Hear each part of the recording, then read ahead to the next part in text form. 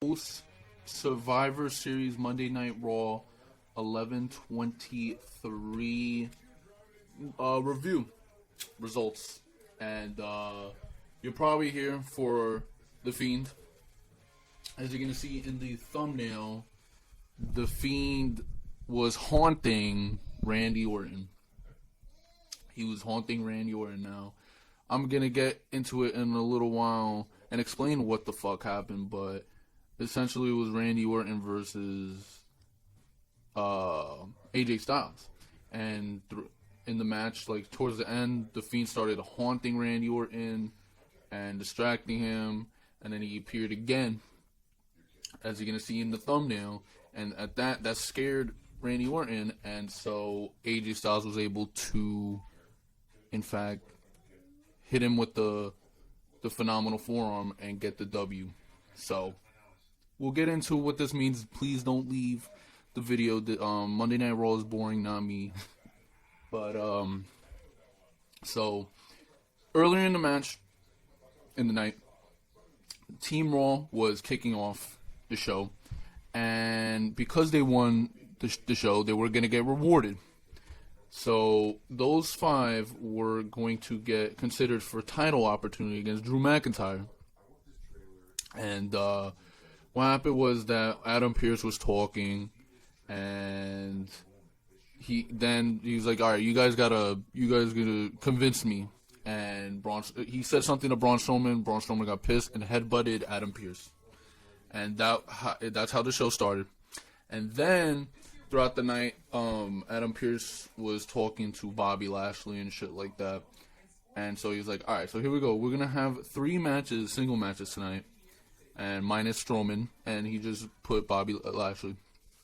Whoever wins those matches will be in a triple threat match next week to face Drew McIntyre. And now he said Drew McIntyre, and so that shit's trending on Twitter. He said Drew McIntyre, and then he corrected himself, Drew McIntyre, next week. And whoever wins that will face Drew McIntyre, I guess, for TLC for the championship. So that's why we got that match, Randy Orton versus AJ Styles.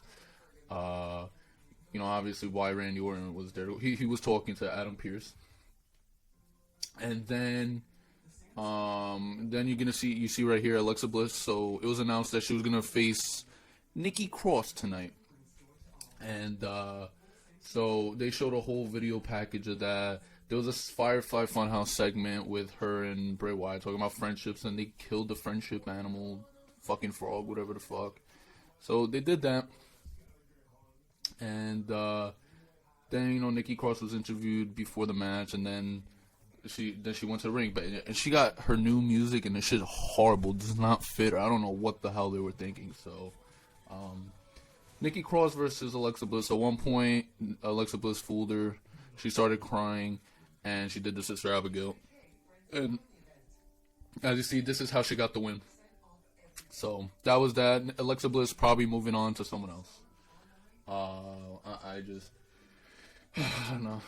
This show can be better. I don't even feel like ranting or whatever. I don't know if I am.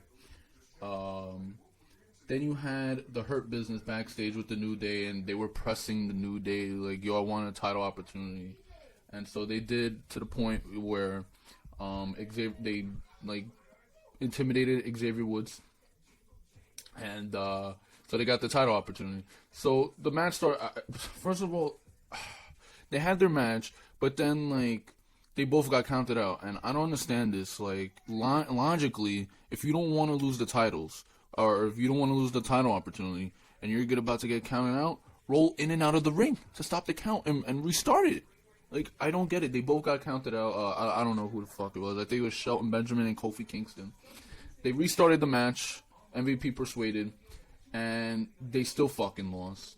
The Hurt Business still lost. Cedric Alexander and Shelton Benjamin still fucking lost. This is absolutely horrible. They have no tag team division. This shit sucks. The New Day we love the New Day and shit, but they're getting stale and old. Time to move on. The Hurt Business they needed this shit, so this was very disappointing. New Day didn't need this. Just so ridiculous, honestly. Then Lana was asked, she was like, oh, well, if Team Raw won and they're going to get title opportunities, what do you want? And she's like, nah, nothing, whatever. Then Asuka was like, oh, I overheard you, and I give you my, yes, we will have a match. And they did have a match later on. I think it was for the title, too. So then you had Matt Riddle versus Sheamus. It was a pretty good match. And so Matt Riddle ended up winning. So it's going to be Matt Riddle versus AJ Styles versus someone else that I will get into later on. Interesting stuff. But yeah, it was a pretty good match. But again, this was like rematch city. You had the New Day versus the Hurt Business. You had fucking, this match, Sheamus versus Matt Riddle. I mean, this was rematch city. If you get AJ Styles versus Drew McIntyre for the title, I don't know if they faced each other, but if they haven't, it should be a good one. If they did, it'll be different this time. And this will be interesting because I think Drew McIntyre came right after AJ Styles left Impact Wrestling TNA. So this match I don't think ever happened, really. And so it should be interesting. And it'll probably happen since he's the heel. AJ Styles is the heel and Drew's the face.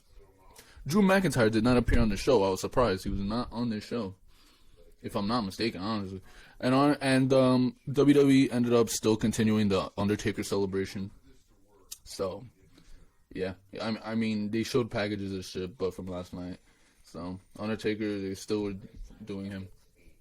Lana versus Asuka.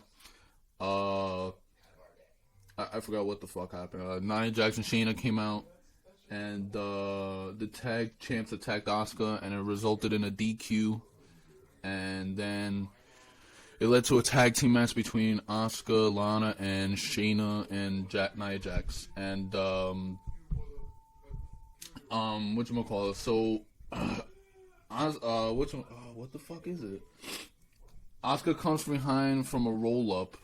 I think on Shayna Baszler, and she picked up the win. Lana didn't go through the table this week.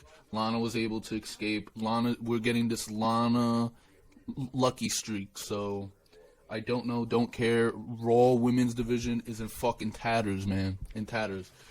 You're gonna hate to hear this, but they need Charlotte Flair. They really do. This shit is in tatters. I don't know what the hell they're doing with Naomi. Naomi hasn't even been on the show.